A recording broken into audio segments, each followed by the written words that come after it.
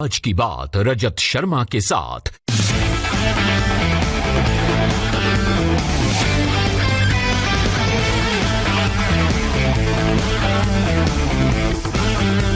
नमस्कार, आज की बात में आपका स्वागत है। शुरुआत करते हैं इस वक्त की बड़ी खबर से। यह खबर सियासत की दुनिया से है।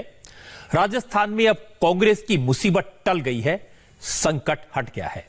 सचिन पायलट ने आज राहुल गांधी और प्रियंका गांधी से मिलने के बाद कांग्रेस से पैचअप कर लिया है। सचिन पायलट अब कांग्रेस का हाथ नहीं छोड़ेंगे, घर वापस चले जाएंगे। मेरे पास तो जानकारी है कि हो सकता है कि सचिन पायलट आज रात ही अपने समर्थक विधायकों को लेकर जयपुर पहुंच जाएं। कल सुबह तक कांग्रेस के जो नेता एक दूसरे के लिए तलवारें खींचे हुए थे, वो फिर एक साथ मिलकर काम करेंगे और इसकी कसम खाते आज नजर आए। सचिन पायलट के सपोर्टर और कांग्रेस के सबसे सीनियर एमएलए भंवरलाल शर्मा अब से थोड़ी देर पहले जयपुर में मुख्यमंत्री अशोक गहलोत से मिले। जिन भंवरलाल शर्मा पर कांग्रेस के विधायकों को तोड़ने का इल्जाम है, जिनकी ऑडियो क्लिप खुद चीफ मिनिस्टर अशोक गहलोत ने जारी की थी, जिन भंवरलाल शर्मा को जयपुर की एसओजी खोज रही थी, वो खुद जाकर चीफ मिनिस्टर से मिले।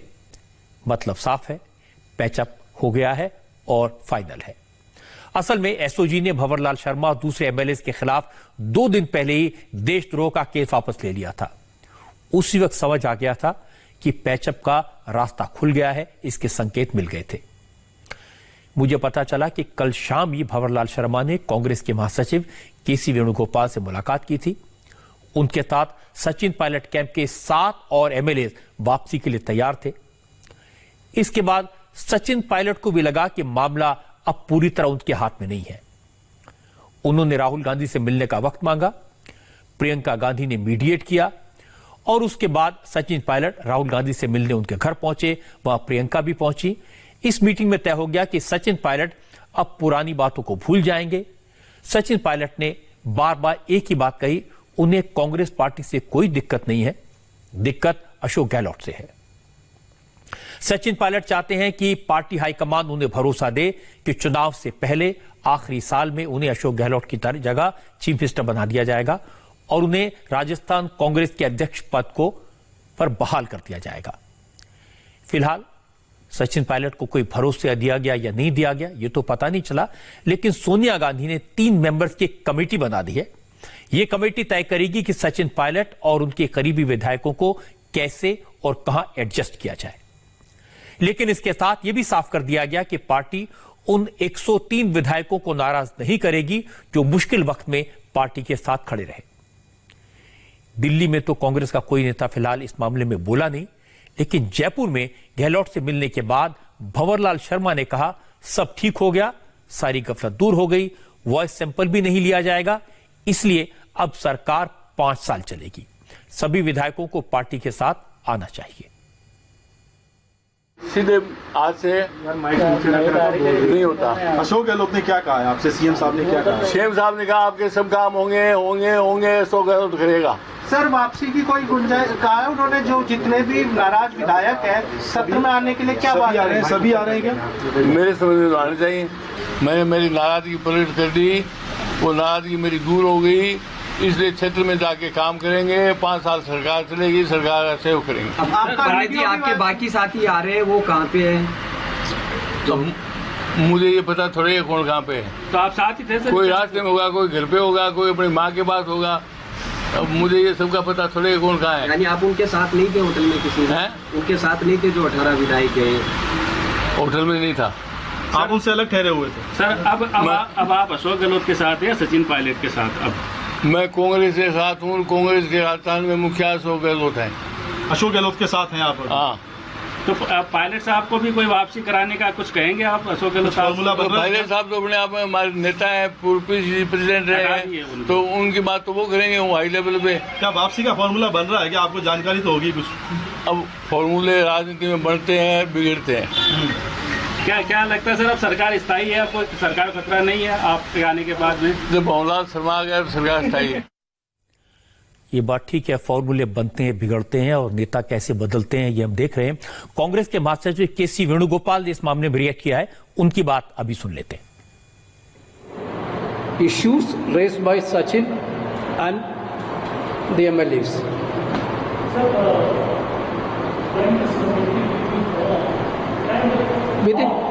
Within 2-3 days, this committee will be formed, and thereafter they will take the decisions, the report. Can we conclude that the crisis in Rajasthan has been resolved by the Congress party? Certainly, this is going to be a great slap in the face of BJP sabotaging policies. Because of the day one onwards, BJP is behind to attack on democracy and sabotage the government of Rajasthan. Therefore, I think this is clearly a message to the BJP also. Congress में जो राजनीतिक सुलह हुई है, इसको लेकर दिल्ली से लेकर जयपुर तक गहमागहमी रही है, चर्चा रही है। और इस वक्त दिल्ली से विजयलक्ष्मी और जयपुर से मनीष भट्टाचार्य हमारे साथ हैं। विजयलक्ष्मी, पहले मैं आपसे जानना चाहता हूं कि क्या पैचअप हुआ दिल्ली में, क्या बातचीत हुई, क्या रास्ता निकला?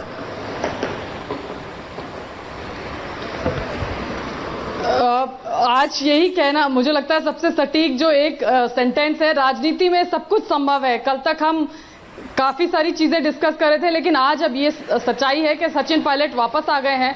और जो फॉर्मूला है, जो बातचीत है, हालांकि सचिन पायलट की जो मांगे थी वो तो कांग्रेस पार्टी नहीं मानेगी, लेकिन एक ऑप्शन जो है कि दिल्ली में उनको कोई रोल दे दिया जाए, एआईसीसी में उनको बतौर प्रभारी किसी स्टेट का जो है वो यहां पर लगा दिया जाए, क्योंकि एक respectable face saving come back Sachin Pilot को कांग्रेस पार्टी देना चाहती है। इसको लेकर के चर्चा जो है वो सुबह से चल रही है। खेल जो है वो कल देर शाम बिगड़ा जब भंवरलाल शर्मा केसी वेणुगोपाल से मिले और कहा कि वो वापस आना चाहते हैं, और ये भी बताया कि 7 और एमएलए जो सचिन पायलट के साथ थे अब तक, वो भी कांग्रेस पार्टी के खेमे में वापस आना चाहते हैं। उसके बाद सचिन पायलट जरूर असहज हुए, क्योंकि उनको उसके बाद लगने लगा कि अब उनका सर्वाइव करना, क्योंकि अगर 8 एमएलए चले जाते हैं वापस अशोक गहलोत के खेमे में, तो सचिन पायलट के लिए सर्वाइव करना बेहद मुश्किल होगा। और उसके बाद जो है सचिन पायलट की तरफ से पेशकश की गई कि वो राहुल गांधी से बातचीत करना चाहते हैं। सारा जो मीडिएशन था वो केसी वेणुगोपाल की तरफ से जो है बातचीत का किया गया। उसके बाद प्रियंका गांधी वाड्रा पिक्चर में आई। प्रियंका गांधी वाड्रा और राहुल गांधी दोनों ने जो है वो सचिन पायलट से बातचीत की। सचिन पायलट हालांकि कुछ मांगे अपनी रख रहे थे, लेकिन अभी फिलहाल नहीं लगता कि उनकी मांगे पार्टी मानेगी, लेकिन उनको दिल्ली में एक रोल दिया जा सकता है, क्योंकि तलखी जो है अशोक गहलोत और सचिन पायलट के बीच में इतनी बढ़ गई है कि दोनों एक राज्य में काम करें, ऐसा अभी फिलहाल संभव नहीं लगता है। और पार्टी की जो रैंक एंड फाइल है उसको किस तरीके से फेस किया जाएगा, क्योंकि जिस तरह की बयानबाजी अशोक गहलोत द्वारा की गई, उसके बाद अगर सचिन पायलट और अशोक गहलोत एक ही राज्य में रहते हैं तो शायद वो थोड़ा मुश्किल होगा, असहज होगा दोनों के लिए। तो अभी फिलहाल जो आगे की रणनीति है वो यही है कि प्रभारी महासचिव उनको बना दिया जाए, किसी स्टेट का इंचार्ज उनको बना दिया जाए, ये एक ऑप्शन है। लेकिन कांग्रेस पार्टी फाइनली क्या निर्णय करती है ये देखना होगा, क्योंकि ये जो 3 सदस्यीय कमेटी बनाई गई है इसको जिम्मेदारी सौंपी गई है, ये तमाम एमएलए से बातचीत करेगी और फिर उसके बाद कोई निर्णय लेगी कि किस तरीके से जो लोग वापस आएंगे कांग्रेस पार्टी सचिन पायलट के साथ, उनको क्या रोल दिया जाए, क्या आप ठीक कह रही है विजयलक्ष्मी की जिन अशोक गहलोत ने नकारा, नालायक कहा था, इन्हें मॉडल कहा था, इंग्लिश स्पीकिंग कहा था, उनके साथ कैसे वापस काम करेंगे, मुश्किल तो जरूर होगी। तो मनीष से पूछ लेते हैं। मनीष जयपुर से इस वक्त हमारे साथ में है। मनीष, भंवरलाल शर्मा की सबसे पहले जो रहस्य ये समझाइए, इनके तो ऑडियो की जांच हो रही थी, इनके खिलाफ राजद्रोह का केस था, एसओजी इन्हें ढूंढ रही थी, तो ये अचानक मुख्यमंत्री के घर पहुंच गए और वहां चाय पीने चले गए। देखिए, बिल्कुल रजत जी, राजनीति में कोई भी फॉर्मूला स्थायी नहीं होता है, और शायद जिस फॉर्मूले के तहत भंवरलाल शर्मा जो कि पायलट के साथ लगातार जा रहे थे, शायद वो पूरी मंशा और वो फॉर्मूला सटीक नहीं साबित हुआ। उसमें सबसे पहले कहीं ना कहीं ये बात जरूर सामने आई कि जैसे ही ये केस वापस लिया गया, यानी जो राजद्रोह का जो केस लगा था, वह जब जैसे ही वो केस वापस लिया तभी स्थिति साफ हो गई थी। और ये माना जा रहा था कि कहीं ना कहीं दबाव बनाया जा रहा है, क्योंकि पहले ये दावा किया जा रहा था सचिन पायलट की तरफ से, उनके कैंप की तरफ से कि 30 विधायक उनके साथ हैं। वो 30 विधायक फिलहाल सामने नहीं आ पाए, लिहाजा स्थिति दिन पर दिन बढ़ती चली गई, दिन बढ़ते चले गए और कुछ ऐसे विधायक उस कैंप में ये माने जा रहे थे कि लगातार दबाव बना रहे थे कि कहीं ना कहीं स्थिति और खराब हो जाएगी, क्योंकि विश्वेंद्र सिंह और भंवरलाल शर्मा इन दोनों के खिलाफ मामला दर्ज हो गया, ऑडियो टेप आ गया, एसीबी में जांच चली गई, एसीबी में मामला दर्ज कर लिया गया। तो कहीं ना कहीं इन तमाम विधायकों की तरफ से दबाव बनाया जाने लगा कि इस मामले का पटाक्षेप किया जाए, कोई एक ऐसी बात की जाए, डील की जाए जिसमें सबका सम्मान रखा जाए, और उसी के तहत ये पूरा फॉर्मूला सेट भी हुआ है। और आखिरी टाइम पे ये पूरी एक कवायद मुख्यमंत्री अशोक गहलोत की तरफ से की गई थी कि विधानसभा सत्र शुरू हो रहा है, उससे पहले कहीं ना कहीं उनका जो बहुमत का आंकड़ा जो पहले बताया जा रहा था उससे ज्यादा का दिखाया जाए, सरकार को कुछ ना हो। और यही वजह थी कि कल जब सूर्यगढ़ पैलेस में विधायकों के साथ अशोक गहलोत ने एक मीटिंग ली, उसमें एक बात भी कही कि अपमान का घूंट कहीं जनता के सामने अगर सहना भी पड़े तो नेताओं को, हमारे नेताओं को, कांग्रेस के नेताओं को सहना चाहिए। लिहाजा उनकी मंशा साफ थी कि कुछ विधायकों ने अगर नाराजगी जताई कि बागी विधायक को पार्टी में नहीं लिया जाए, जो उनकी बात थी वो कहीं ना कहीं शांत हो जाएं। तो इस तरीके की तमाम चीजों का पूरा एक संकलन किया गया और उसके बाद ये पूरा पटाक्षेप हुआ। लेकिन इस पूरी कहानी का जो पटाक्षेप जो समझा जा रहा था इस तरीके से होगा, ये शायद किसी ने कल्पना नहीं की थी। तो मनीष, अब क्या खबर है? सचिन पायलट अपने एमएलए के साथ जयपुर पहुंचेंगे, अशोक गहलोत से मिलेंगे, कुछ इस बात के कुछ संकेत हैं? देखिए, बिल्कुल भंवरलाल शर्मा से कुछ देर पहले हमने बातचीत की है। उन्होंने कहा है कि अब कोई भी गिला शिकवा नहीं रहा है, जो हमारी मांगे थी वो अशोक गहलोत ने मान ली, विकास नहीं हो रहा था उस मुद्दों पे हम लगातार बातचीत कर रहे थे, उसमें मान ली गई। हम लौट आए हैं तो कुछ और भी विधायक लौट आए, लेकिन सचिन पायलट वाकई में राजस्थान वापस आएंगे कि नहीं आएंगे, इस बात पर एक बहुत बड़ा संशय इसलिए भी बना हुआ है कि अगर पार्टी में वो वापस आते हैं तो क्या पहले जैसे उनका वो कद होगा, वो सम्मान उनको उस तरीके से मिलेगा, जिस बगावत के साथ वो इतना ज्यादा आगे बढ़ गए उसमें पार्टी उनको किस तरीके से लेगी, ये तमाम सवाल उठते हैं। लेकिन ये तो मनीष से संपर्क टूट गया शायद हमारी बातचीत। मनीष, आपने अपनी बात कह दी लेकिन इस वक्त संपर्क नहीं है। बहुत बहुत शुक्रिया आपका मनीष। मेरी जानकारी तो यह है कि सचिन पायलट को समझाने में, मनाने में, वापस लाने में प्रियंका गांधी की बड़ी भूमिका है। प्रियंका पहले दिन से कोशिश कर रही थी कि सचिन को बीजेपी के साथ जाने से रोका जाए, उन्हें कांग्रेस छोड़ने से रोका जाए। उन्होंने कई बार पार्टी के लोगों से कहा कि राजस्थान की सरकार बनाने में सचिन पायलट का जो योगदान है उसको याद रखना चाहिए। राहुल गांधी को भी इस बात का एहसास प्रियंका ने कराया कि अगर बीजेपी राजस्थान में सचिन पायलट के साथ मिलकर सरकार बना लेती है तो सवाल राहुल गांधी की लीडरशिप पर उठेंगे। ज्योतिरादित्य सिंधिया और सचिन पायलट जैसे नेता राहुल गांधी के करीबी माने जाते रहे हैं। सिंधिया ने मध्य प्रदेश में सरकार गिरवा दी, इसका ब्लेम राहुल गांधी पर आया। और अगर सचिन भी अशोक गहलोत के नीचे से कुर्सी खींच देते तो राहुल गांधी की मुश्किलें और बढ़ जाती। हालांकि राहुल गांधी इन सब बातों की शायद परवाह नहीं करते हैं, लेकिन पार्टी के लोगों को लगा कि राहुल गांधी को एक बार फिर से कांग्रेस का अध्यक्ष बनाने की जो कोशिश हो रही है उस पर भी इसका असर पड़ सकता था अगर राजस्थान में सरकार चली जाती। इसलिए पायलट को मनाने की कोशिश लगातार जारी थी। अशोक गहलोत को भी समझाया गया, लेकिन अशोक गहलोत बिल्कुल नहीं चाहते कि सचिन पायलट वापस आए, जिससे जिन्हें वो नकारा और निकम्मा कह चुके हैं, जिन्हें वो इंग्लिश स्पीकिंग हैंडसम कहा उन्होंने, जिन दो नेताओं में 2 साल तक आपस में बातचीत नहीं हुई, उन दोनों का साथ मिलकर रहना, साथ मिलकर सरकार चलाना, ये काफी मुश्किल काम है। तो मुसीबतें भी खत्म नहीं हुई है, टल गई है। मैं ये कहूंगा कि राजस्थान में मुसीबत। अब सचिन पायलट का रोल क्या होगा, ये एक बड़ा सवाल है जिसका जवाब मिलना बाकी है। एक और बड़ी खबर है, सुशांत सिंह राजपूत के मामले में कैसे राजनीति हो रही है, कैसे सियासी बयानबाजी हो रही है और ये कितने निचले स्तर तक पहुंच गई है। संजय राउत ने आज सुशांत के परिवार वालों पर कीचड़ उछाला। शिवसेना के जाने माने नेता हैं, स्पोक्स पर्सन हैं। संजय राउत की बात मैं आपको सुनवाऊंगा और यह भी बताऊंगा कि रिया चक्रवर्ती 8 जून को सुशांत सिंह राजपूत का घर छोड़कर क्यों चली गई। यह आज काफी डिटेल जानकारी हमें मिली है। आज रिया और उसके परिवार वालों से जब एनफोर्समेंट डायरेक्टर ने पूछताछ की तो क्या सामने आया, ये सारी बातें मैं आपको बताऊंगा। लेकिन पहले 25 सेकंड का एक स्पॉन्सर मैसेज। सुशांत सिंह राजपूत के मौत के मामले में रोज रोज नए नए खुलासे होते हैं, आज भी बहुत सारी नई बातें सामने आई, लेकिन सबसे खराब बात जो आज सामने आई वो थी सुशांत की मौत पर हो रही सियासत। इस मामले में सियासी बयानबाजी अब सबसे निचले लेवल पर, लो लेवल पर पहुंच गई।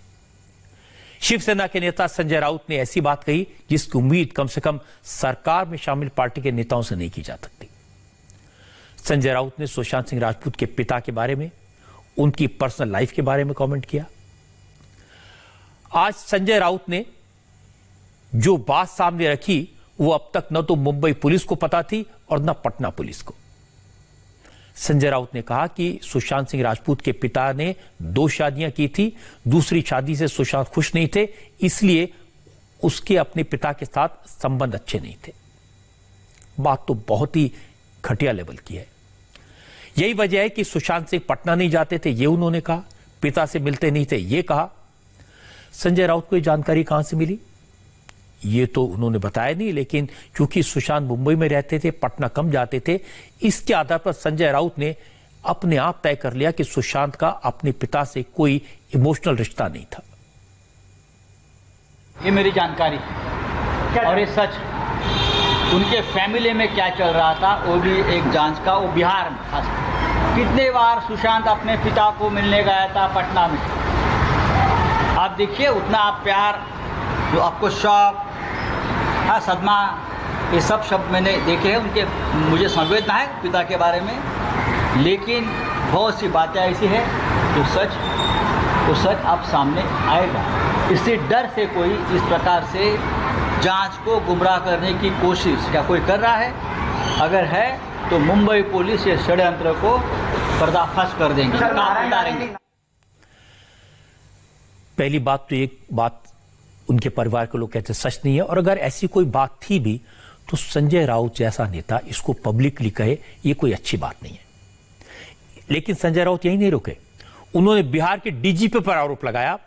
और चूंकि जब पटना के सिटी एसपी विनय तिवारी को मुंबई क्वारंटीन किया गया था तो बिहार के डीजीपी गुप्तेश्वर पांडे ने खुलकर नाराजगी जाहिर की थी, इसलिए आज संजय राउत ने गुप्तेश्वर पांडे को, बिहार पुलिस के डीजीपी को बीजेपी और जेडीयू का कार्यकर्ता बता दिया।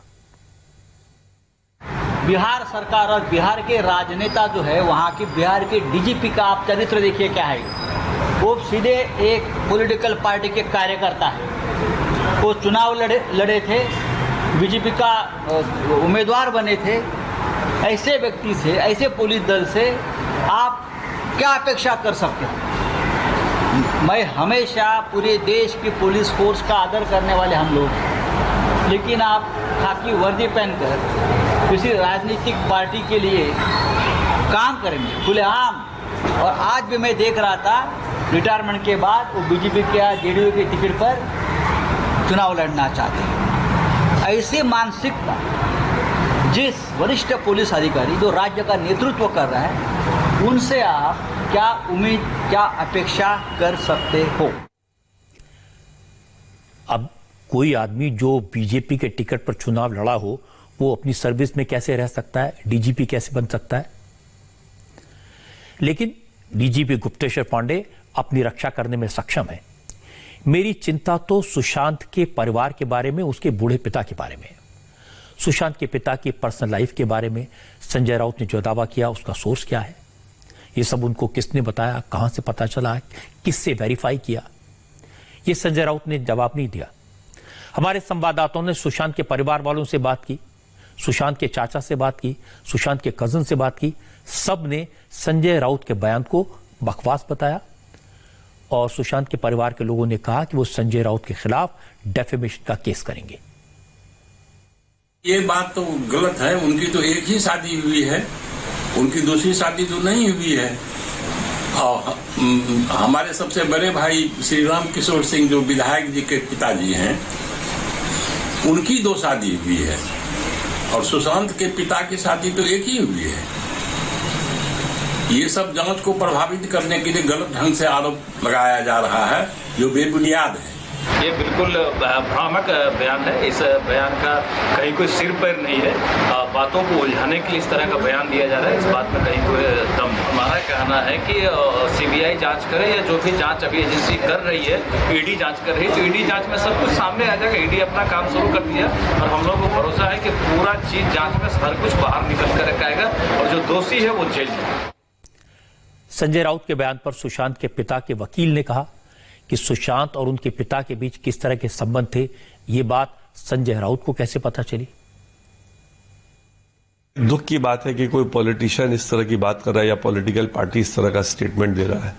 किसी के अंदरूनी मामले में, पारिवारिक मामले में कमेंट करने का अधिकार उसी को होगा जो परिवार के अंदर का जुड़ा हो या परिवार को इतने लोग घनिष्ठता से जानता हो या उनको। तो इसलिए कौन सा शिवसेना का ऐसा नेता है जो सुशांत के पिता को जानते थे इतने घनिष्ठ तरीके से या सुशांत को जानते थे इतने घनिष्ठ तरीके से? पिता का जहां तक सवाल है, रिया के आने के बाद भी पहले उसने प्रियंका से कट कराया, बट प्रियंका से कट कराने के तुरंत बाद पिता को नहीं करा पाई, उस पर टाइम लगा उसको। तो पिता के साथ वो मई में गए हैं गांव, पटना गए हैं, पिता को लेके गांव गए हैं, बाल मुड़वाया है सारा जा करके। तो इसलिए, और जिस बहन प्रियंका की बात कर रहे हैं, प्रियंका सुशांत के कोटक महिंद्रा जो मेन अकाउंट था जिसमें 17 करोड़ जमा हुए, उसमें नॉमिनी प्रियंका थी, आज भी नॉमिनी प्रियंका है। तो बैंक तो इनको पैसा भी देने को जा रहा है जो भी बैलेंस है, लेकिन उन्होंने कहा नहीं, मेरे को नहीं चाहिए, जो भी जाएगा पिता के पास जाएगा। इसलिए इस तरह की बेबुनियादी बातें को बोलना मेरे हिसाब से बहुत ही एक मीडिया में किसी के फैमिली के अंदरूनी मामले को एक डिफेम करने वाली बात है, और जरूरत पड़ेगी तो उनमें हम डिफेमेशन का भी एक्शन लेंगे। ये बात सही है कि किसी के परिवार के बारे में उल्टी सीधी बातें बोलना किसी तरह से जस्टिफाई नहीं हो सकता, लेकिन लगता है कि संजय राउत को इस बात से कोई फर्क नहीं पड़ता सच क्या है, झूठ क्या है, क्या कंफर्म्ड है, क्या नहीं है।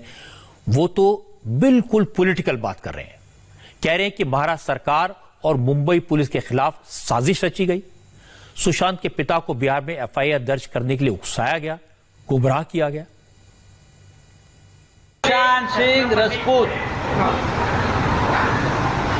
के मौत के बारे में जिस प्रकार की राजनीति बिहार की सरकार और दिल्ली में हो रही है, मुझे लगता है ये सबसे बड़ा कोई षड्यंत्र रचा जा रहा है महाराष्ट्र के खिलाफ, सरकार के खिलाफ। मैं मानता हूँ कि मुंबई की पुलिस एक सक्षम पुलिस दल है। बहुत से बड़े बड़े ऐसे अपराधों का जांच मुंबई पुलिस ने की है सर्वोच्च न्यायालय के निर्देश से। सुशांत सिंह राजपूत के मामले में जो सच है वो सामने लाने की पूरी कोशिश मुंबई की पुलिस कर रही है, मुझे मालूम है। लेकिन मुझे लगता है कुछ लोग ऐसे हैं जो पर्दे के पीछे एक नया स्क्रीन प्ले लिख रहे हैं, पटकथा। वजह क्या है कि वो चाहते हैं उस मामले का जो असली सच है वो छुपाया जाए, रहस्य छुपाया जाए, सामने ना आए, लोगों के सामने ना आए। इसलिए ये दबाव तंत्र और सीबीआई के कंधे पर बंदूक रखकर महाराष्ट्र के सरकार को निशाना बनाने की ये साजिश है। मैं आपको बताना चाहता हूं, इस प्रकार का चक्रव्यूह कितना भी बनाओ, आप भेज कर बाहर आ जाएंगे। शिवसेना अकेली नहीं है, कांग्रेस भी इस मामले में राजनीति कर रही है, इस मामले को सियासी रंग दे रही है। उद्धव ठाकरे की सरकार में मंत्री, कांग्रेस के बड़े नेता, former chief minister Ashok Chavan ने कहा कि बिहार में चुनाव होने वाले हैं, इसलिए सुशांत की मौत पर वोट की राजनीति की जा रही है। राज्य सरकार की जब पुलिस हो तो बगैर पूछे अगर कोई सीधा मामला अगर सीबीआई को सौंपने के बाद केंद्र सरकार करता है या दूसरी कोई स्टेट करती है, तो इसमें निश्चित तौर पर कोई राजनीतिक मामला उसमें पीछे लगा छुपा हुआ है क्या, ऐसा संदेह निर्माण होता है। तो मैं समझता हूँ कि बिहार के चुनाव है तो चुनाव जरूर लड़े, तो ये इस मामले को चुनाव से लगाने की आवश्यकता नहीं है। और दूसरी बात यह है कि इसके बारे में अभी सर्वोच्च न्यायालय में, सुप्रीम कोर्ट में मामला दर्ज है, इस पे जो भी फैसला होगा सुप्रीम कोर्ट वो अंतिम रहे। चूंकि मुंबई में शिवसेना और कांग्रेस के नेता सुशांत की मौत पर बयान दे रहे थे, इसलिए पटना से जवाब आया। जेडीयू के प्रवक्ता अजय आलोक ने कहा कि संजय राउत सच जानते हैं लेकिन जानबूझकर झूठ बोल रहे हैं। अजय आलोक ने कहा कि महाराष्ट्र सरकार किसी भी तरह सुशांत की मौत को आत्महत्या साबित करना चाहती है, इसलिए सीबीआई जांच का विरोध हो रहा है, इसलिए घटिया बयानबाजी की जा रही है। संजय राउत जी बहुत गाना गा रहे हैं, मेरे अंगने में तुम्हारा क्या काम है। अरे महाराज, आपका नाम जानते हैं, संजय राउत नहीं संजय राउत होना चाहिए। गाना आपको कौन सा गाना चाहिए पता है? आपको गाना गाना चाहिए झूठ बोले कौआ काटे, काले कौए से डरियो। इसीलिए आप लोग सीबीआई से डर रहे हैं। झूठ क्यों बोल रहे हैं? मुंबई पुलिस ने कब एफआईआर दर्ज की? अगर मुंबई पुलिस ने एफआईआर दर्ज की होती तो आज ये क्या मामला यहाँ तक आता? अभी तक तो दोषी अब सलाखों के पीछे होते हैं, लेकिन वही तो आप नहीं चाहते थे, इसलिए कभी एफआईआर दर्ज ही नहीं हुई, जांच कभी हुई नहीं। एडीआर बैठा के इसे आत्महत्या बताने का प्रयास करते रह गए। इसे गाना गाइए झूठ बोले कौआ काटे। राउट है आप, सबका राउट कीजिएगा, अपना भी राउट कीजिएगा, शिवसेना का भी राउट कीजिएगा। ये देखकर दुख होता है कि संजय राउत ने सुशांत सिंह की दुर्भाग्यपूर्ण मौत को राजनीति का खेल बना दिया। जिस पिता ने अपना जवान बेटा खोया, उस पर इस तरह के पर्सनल आरोप लगाए, इसकी निंदा तो की जानी चाहिए। बिहार के डीजीपी को बीजेपी और जेडीयू का कार्यकर्ता बताना भी ठीक नहीं है। शिवसेना के नेता कहते हैं कि बिहार में चुनाव है, इसलिए बीजेपी और जेडीयू के नेता सुशांत सिंह की मौत का फायदा उठाने की कोशिश कर रहे हैं। मुझे तो सिर्फ इतना कहना है कि सुशांत सिंह का दुनिया से इतनी जल्दी जाना, रहस्यपूर्ण तरीके से दुनिया छोड़ देना, इससे लोग दुखी हैं, भावुक हैं। इसलिए चाहे शिवसेना हो, जेडीयू हो, कांग्रेस हो, बीजेपी हो, किसी को भी इस बात पर राजनीति नहीं करनी चाहिए। मामला सीबीआई के हाथ में है, सुप्रीम कोर्ट के सामने है, तो धैर्य रख के फैसला आने का इंतजार करना चाहिए। वैसे संजय राउत ने बार बार पूछने पर भी यह नहीं बताया कि अगर वाकई में जांच सही तरीके से हो रही थी तो सुशांत की मौत के केस में एफआईआर अब तक दर्ज क्यों नहीं हुई। पटना पुलिस के मुंबई पहुंचने के बाद सारी एजेंसियां हरकत में क्यों आई। पटना पुलिस के अफसरों को क्वारंटीन में क्यों रख दिया गया। ये सारी बातें जब सीबीआई की जांच होगी तो सामने आएंगी। लेकिन एक बड़ी बात जिस पर बार बार सवाल उठ रहे हैं वो ये है कि मुंबई पुलिस ने सुप्रीम कोर्ट को इस केस के बारे में जो स्टेटस रिपोर्ट फाइल की है उसमें क्या लिखा है। इस रिपोर्ट में रिया चक्रवर्ती का बयान है, जिसमें रिया ने पुलिस को बताया कि वो 8 जून को सुशांत का घर छोड़कर क्यों गई थी। रिया ने माना कि 8 जून को उसका सुशांत के साथ काफी झगड़ा हुआ था। झगड़ा परिवार वालों को लेकर था। उसने सुशांत के परिवार वालों के लिए कुछ कहा, जिसके बाद सुशांत नाराज हो गए। बात हाथापाई तक पहुंच गई और इसके बाद रिया सुशांत का घर छोड़कर चली गई और उसने सुशांत का नंबर ब्लॉक कर दिया। इसके साथ ही आज रिया चक्रवर्ती की तरफ से उनके वकील ने एक एफिडेविट फाइल किया, जिसमें रिया चक्रवर्ती ने बिहार पुलिस की जांच का विरोध किया। जिस तरह से इस केस को सीबीआई को ट्रांसफर किया गया उसे भी गलत बताया, गैर कानूनी कहा। हालांकि रिया की तरफ से सुप्रीम कोर्ट में कहा गया कि अगर सुप्रीम कोर्ट इस मामले की सीबीआई जांच का फैसला देता है तो यह फैसला उन्हें मंजूर होगा। वो सीबीआई की जांच के लिए भी तैयार है। मुंबई से जोयिता मित्रा हमारे साथ हैं। जोयिता, बहुत दिन से यह सवाल था कि आखिर किस बात पर इतना झगड़ा हुआ कि रिया जो उनके साथ रह रही थी, जिनसे काफी करीबी रिश्ते थे, उनके लिव इन रिलेशनशिप था, वो रात में छोड़कर चली गई, फोन ब्लॉक कर दिया और उसके बाद कोई संपर्क नहीं हुआ। तो ये आज उनके जो एफिडेविट है उससे कुछ संकेत इसके मिले।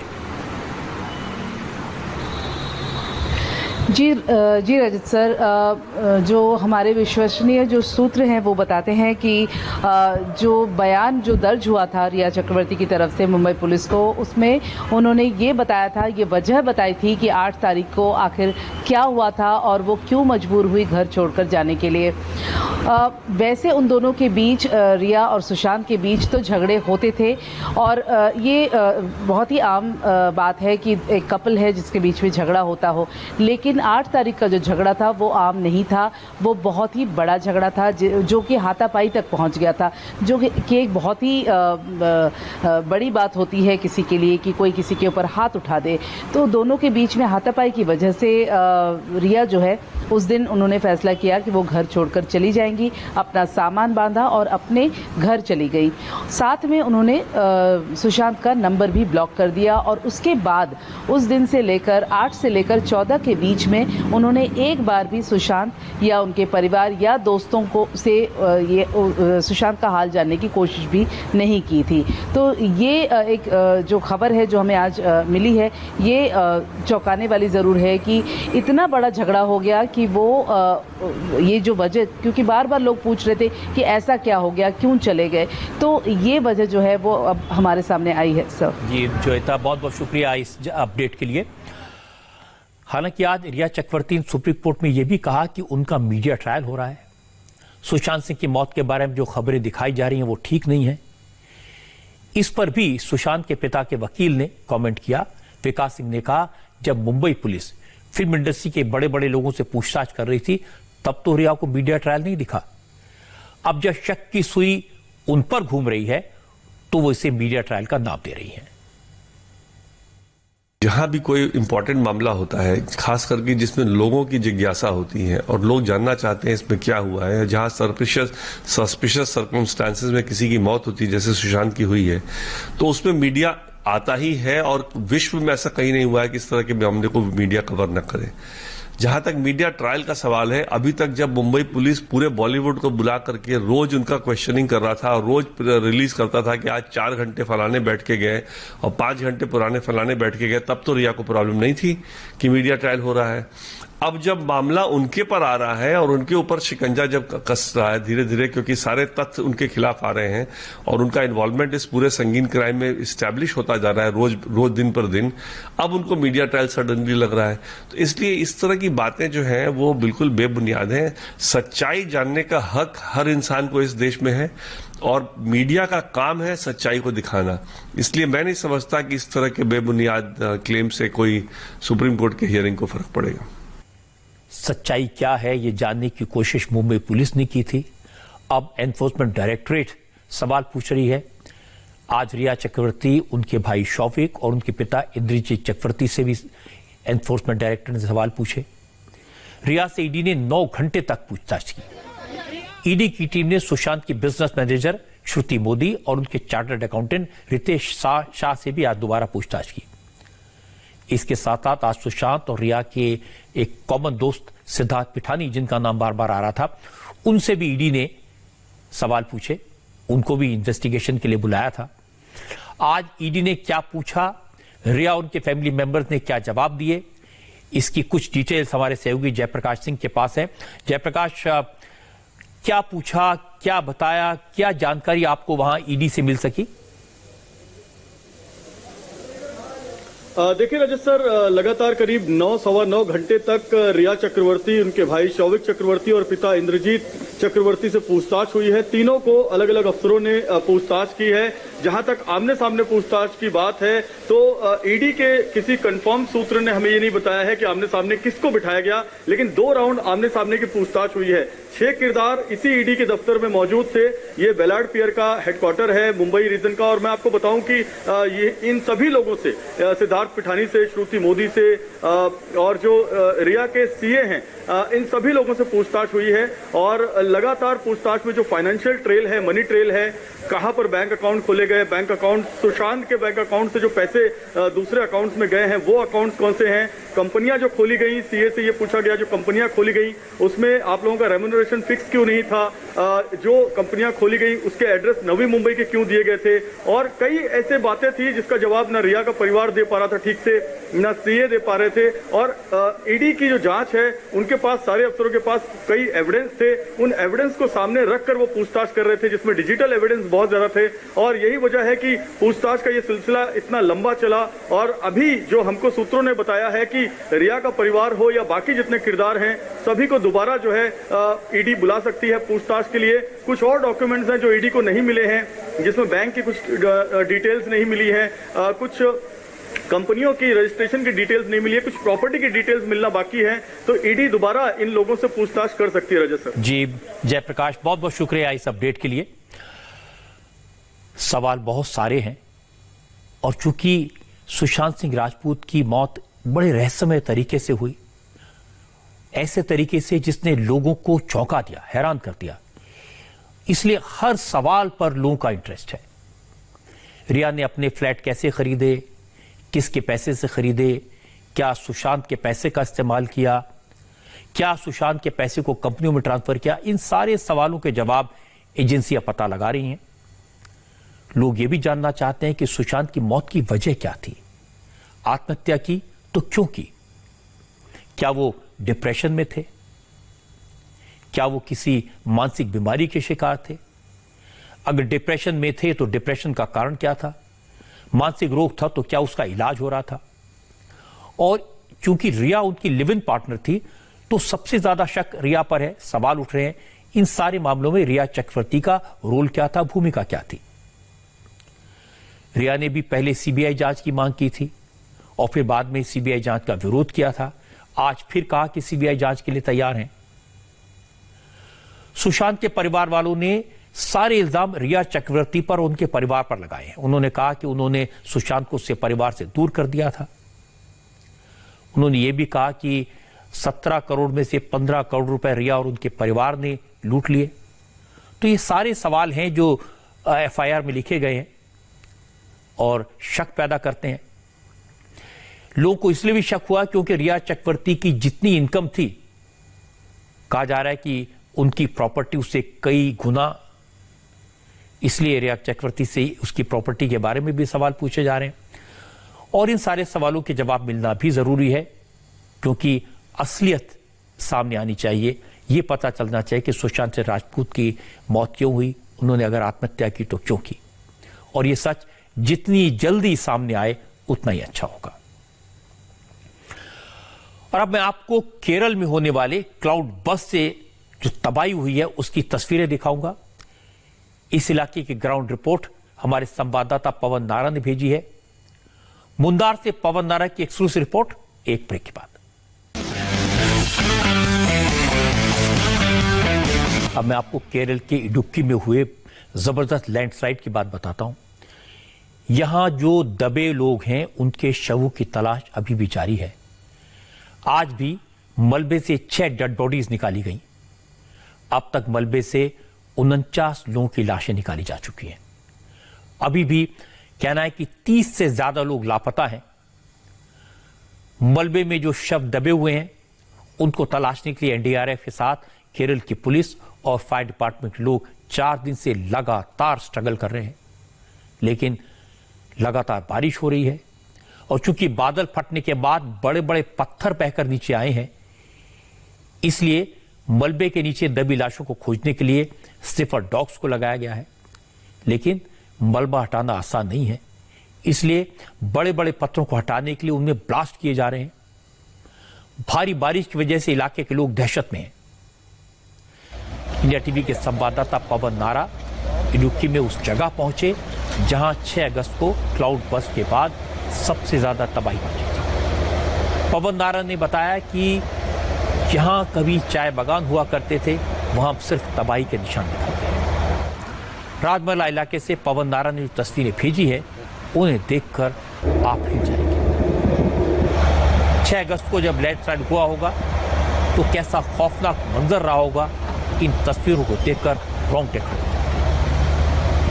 लैंडस्लाइड के बाद बड़े बड़े गड्ढे बन गए हैं। राजमहला इलाके के टी गार्डन्स में मजदूरों के लिए 20 घर लैंडस्लाइड की चपेट में आ गए थे। जिस हादसा हुआ वहां पर 81 लोग मौजूद थे, जिनमें ज्यादातर लोग मलबे में दब गए। हालांकि हादसे के बाद जो रेस्क्यू ऑपरेशन चलाया गया उसमें 12 लोगों को बचाया गया है। केरल के इडुक्की में पिछले कई दिन से लगातार बारिश हो रही है और भारी बारिश हो रही है, जिससे कई इलाके पानी में डूब गए। लगातार हो रही बारिश से मुल्लापेरियार डैम में वाटर लेवल 136 फीट से ऊपर पहुंच गया है।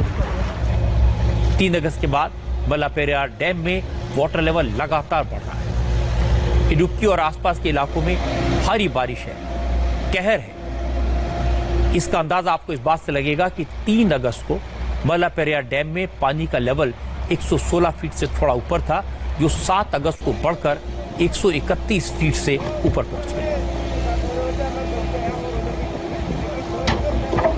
ऑपरेशन का अभी तक 49 बॉडीज रिकवर हुए हैं, जिनमें से लगभग 40 बॉडीज यहाँ पे पीछे जहाँ आपको दिख रहा है वहाँ से रिकवर हुआ है।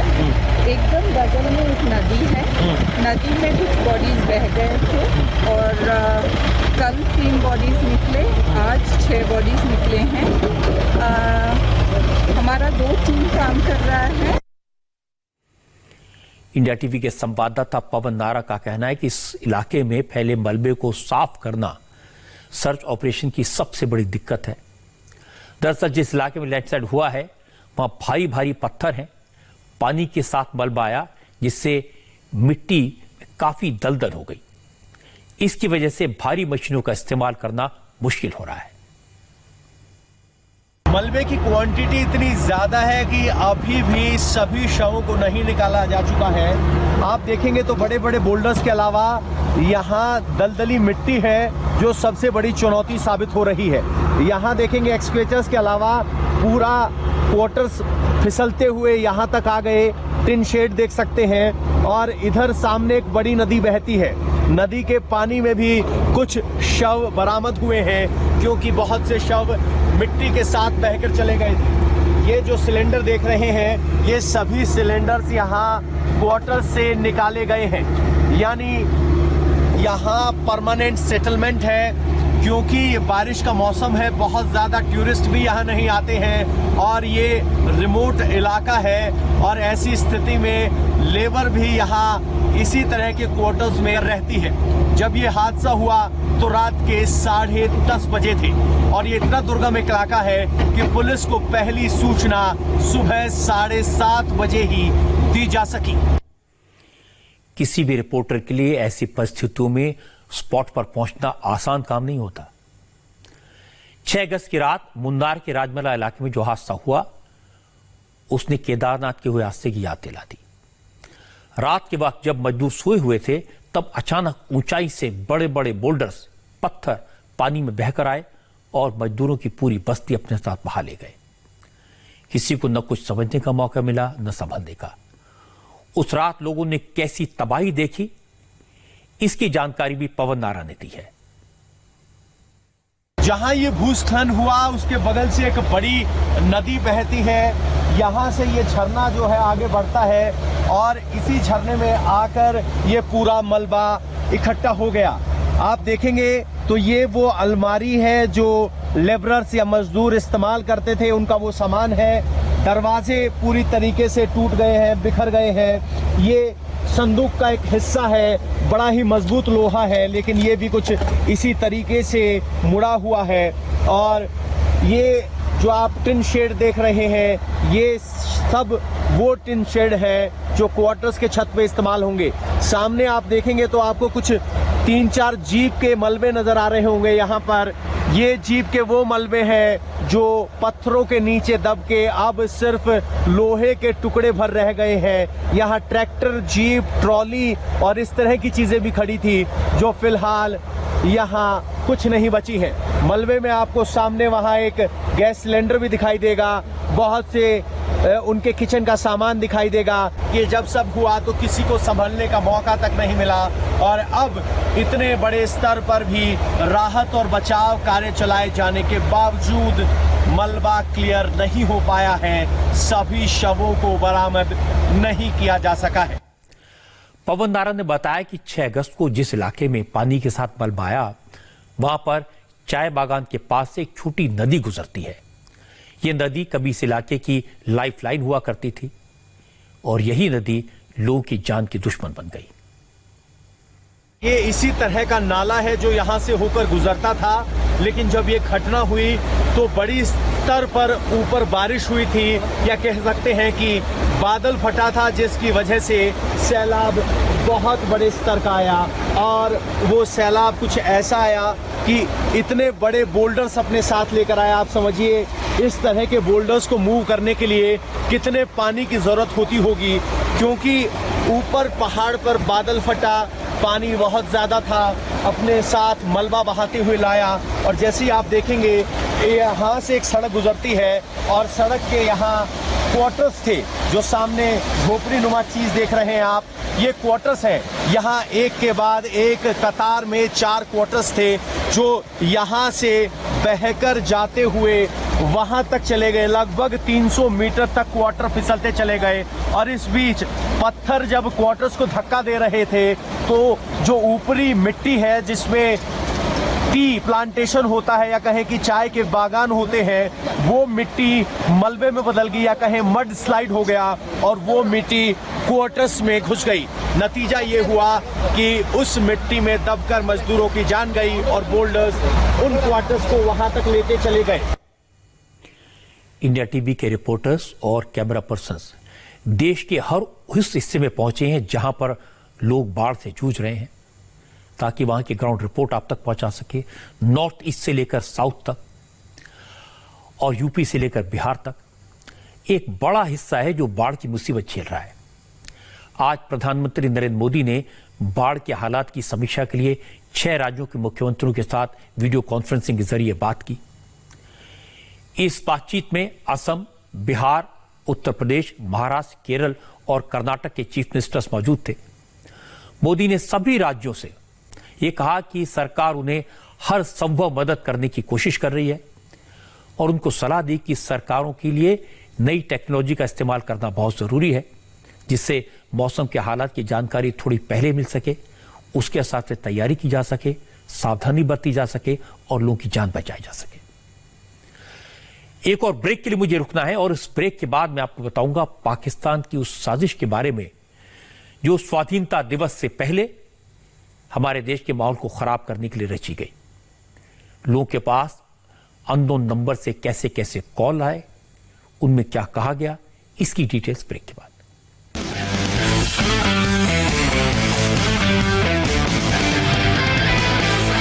अब मैं आपको एक खतरे से सावधान करना चाहता हूं। पाकिस्तान के इशारे पर आईएसआई की कोशिश से कुछ लोग 15 अगस्त से पहले देश में माहौल खराब करने की साजिश रच रहे हैं, इसलिए संभल कर रहने की जरूरत है। पिछले हफ्ते अयोध्या में राम मंदिर का शिलान्यास हुआ। कश्मीर में आर्टिकल 370 हटने के बाद 1 साल पूरा हो गया और ये दोनों मौके शांति से निकल गए। इसलिए 15 अगस्त से पहले गड़बड़ी की साजिश की जा रही है। लोगों के पास अननोन नंबर से फोन आ रहे हैं, विदेशी नंबर से इंटरनेट कॉल्स किए जा रहे हैं या फिर रिकॉर्डेड मैसेज भेजे जा रहे हैं। इसमें हमारे देश के मुसलमान भाइयों बहनों से अलग देश की मांग उठाने के लिए भड़काया जा रहा है। 15 अगस्त को लाल किले से प्रधानमंत्री नरेंद्र मोदी को झंडा न फहराने देने की बात कही जा रही है। कुछ दिन पहले इसी तरह खालिस्तान के नाम पर सिख भाइयों को भड़काने की कोशिश की गई थी। वो रिपोर्ट मैंने आपको आज की बात में दिखाई थी। और अब मुसलमानों को भड़काने की कोशिश हो रही है। उत्तर प्रदेश में इस तरह के कॉल सबसे ज्यादा आए हैं। दिल्ली में भी कुछ इलाकों से लोगों ने बताया कि उनके पास इस तरह के फोन आ रहे हैं या फिर रिकॉर्डेड मैसेज उनके पास पहुंच रहे हैं। मेरा नाम यूसुफ अली है और मेरा ये पैगाम भारत में रहने वाले मुसलमान बहन भाइयों के नाम है। आप जानते हैं कि मोदी सरकार बाबरी मस्जिद की जगह पर राम मंदिर तामीर कर रही है। ये भारत को हिंदू राष्ट्र बनाने की शुरुआत है। मेरी तमाम मुसलमान बहन भाइयों से अपील है कि आइए हम सब मिलकर 15 अगस्त को नरेंद्र मोदी को हिंदुस्तानी परचम लहराने से रोकें। हमें सिख बहन भाइयों से सबक सीखना चाहिए जो अपनी आज़ादी और अलग मुल्क खालिस्तान के कयाम के लिए रेफरेंडम 2020 कर रहे हैं। हमें भी हिंदुस्तान से मुसलमानों के लिए अलग मुल्क उर्दिस्तान बनाने के लिए काम करना चाहिए। अल्लाह हाफिज। ये निहायत ही भड़काने वाली बातें हैं और हम जानते हैं कि हमारे देश में कोई ऐसी चीजों पर यकीन नहीं करेगा, कोई ऐसी चीजों के असर में नहीं आएगा। हालांकि लखनऊ में पुलिस ने इस फोन कॉल को लेकर हजरतगंज थाने में एक एफआईआर दर्ज की है। पुलिस अफसरों का कहना है कि चूंकि इंटरनेट कॉल्स के जरिए ये मैसेज भेजे गए या फोन कॉल भेजे गए, इसलिए इनको ट्रेस करना मुश्किल है, लेकिन नामुमकिन नहीं है। जल्दी ही पुलिस पता लगा लेगी इस तरह की हरकतें कौन कर रहा है, किसके इशारे पर कर रहा है। ये शुरू में बहुत सारे जर्नलिस्ट को यहाँ पर और फिर बाद में लोगों को इस तरह के मैसेजेस आए, परसों आए और कल आए, जिसमें कि आपत्तिजनक बातें कही गई और विच डायरेक्टली 15 अगस्त को लेकर था, देश की अखंडता को लेकर था और इसी मामले में एफआईआर दर्ज की गई है। सर, बाबरी मस्जिद का भी उसमें जिक्र किया जा रहा है, उसमें कुछ ऐसी भी चीजें बोली जा रही हैं जो कि देश के लिए वाकई में बेहद डराने वाली हैं और खौफनाक हैं। आईपी एड्रेसेस क्या उनका सेम है? क्योंकि दिल्ली में भी कॉल्स आई हैं, लखनऊ में भी कॉल्स आई हैं, काफी सारे डिफरेंट जगहों पे कॉल्स आई हैं, तो क्या आईपी एड्रेस एक ही है या डिफरेंट आईपी एड्रेस? देखिए, ये अभी रिवील नहीं करूंगा, इतना बता सकता हूं कि ये जितने कॉल्स एमिनेट किए हैं ये सब विदेश से कर रहे हैं, डिफरेंट नंबर्स से आ रहे हैं और एक ट्रेंड है जिसको कि केवल हम ही नहीं लगे हुए हैं, यहाँ हमारी साइबर सेल लगी हुई है, डिफरेंट एजेंसीज लगी हुई हैं and we are all working in tandem, सभी मिलकर काम कर रहे हैं एंड बहुत जल्दी इसको हम वर्कआउट भी कर ले जाएंगे कि ये कौन है इसके पीछे और कैसे ये हो रहा है। बहुत सारे लोगों ने मुझे शिकायत की है जिनको ऐसे फोन आ रहे हैं, इनमें एमपीज भी हैं, एमएलएस भी हैं, डॉक्टर्स हैं, वकील हैं, और चूंकि ये मैसेज रिकॉर्डेड होते हैं ज्यादातर जगह, इसलिए इनका कोई जवाब तो नहीं दिया जा सकता, कुछ किया भी नहीं जा सकता। लेकिन ये मान लीजिए कि ऐसा करने वाले देश के दुश्मन हैं, ये साजिश रच रहे हैं। अगर आपके पास कोई इस तरह की कॉल आए तो तुरंत पुलिस को उसकी जानकारी दें। और अब एक स्पेशल रिपोर्ट के लिए तैयार हो जाइए। सुशांत केस पर आज हमारे 5 रिपोर्टर्स ने अलग अलग जगह से कई नई जानकारियां जुटाई हैं। सुशांत सिंह राजपूत के केस में आज हमारे रिपोर्टर्स ने कई चौंकाने वाले खुलासे किए हैं। यह रिपोर्ट आपको दिखाएंगे सौरभ शर्मा।